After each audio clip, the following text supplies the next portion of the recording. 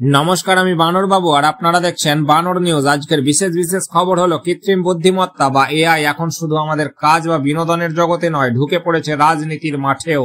কিভাবে এআই রাজনীতির ভাষা, প্রচারণা আর ভোটারদের মনোভাব বদলে দিচ্ছে সেটাই আজ জানবো এই প্রতিবেদনে। বিশ্বজুড়ে নির্বাচনের ময়দানে এখন দেখা যাচ্ছে এক নতুন খেলোয়াড়, আর সে হলো কৃত্রিম বুদ্ধিমত্তা।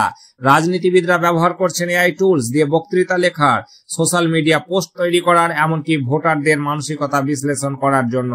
এআই দিয়ে এখন তৈরি হচ্ছে নির্বাচনী বিজ্ঞাপন, পোস্টার, এমনকি পুরোপুরি ডিজিটাল প্রার্থীর অবতারও। তবে এর সঙ্গে আসছে বড় প্রশ্ন, এআই কি সত্যি নিরপেক্ষ? অনেক দেশে দেখা যাচ্ছে এআই ব্যবহার করে ভুয়া ভিডিও বা ডিপ ফেক বানানো হচ্ছে, যেখানে প্রার্থীরা এমন কথা বলছেন যা আসলে তারা বলেননি। এমন মিথ্যা প্রচারণা ভোটারদের বিভ্রান্ত করতে পারে এবং গণতন্ত্রের জন্য বড় চ্যালেঞ্জ তৈরি করতে পারে। তবে সব নেতিবাচক নয়। এআই সাহায্য করতে পারে স্বচ্ছ নির্বাচনী প্রক্রিয়া করতে, ভুয়া খবর শনাক্ত করতে আর ভোটারদের কাছে তথ্য দ্রুত পৌঁছে দিতে। বিশেষজ্ঞরা বলছেন এআই যদি দায়িত্বশীলভাবে ব্যবহার করা যায় তবে রাজনীতিতে এটি হতে পারে এক মহা বিপ্লব। এআই এখন শুধু প্রযুক্তির গল্প নয়, রাজনীতির বাস্তবতা।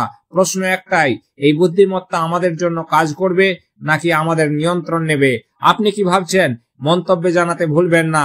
যদি ভিডিওটি ভালো লাগে একটি লাইক দেবেন। আজকের মতো আমি এখানেই বিদায় নিচ্ছি। দেখা হবে নেক্সট এরকমই কোনো গরম খবরের টপিকে। ততক্ষণের জন্য টাটা, বাই বাই।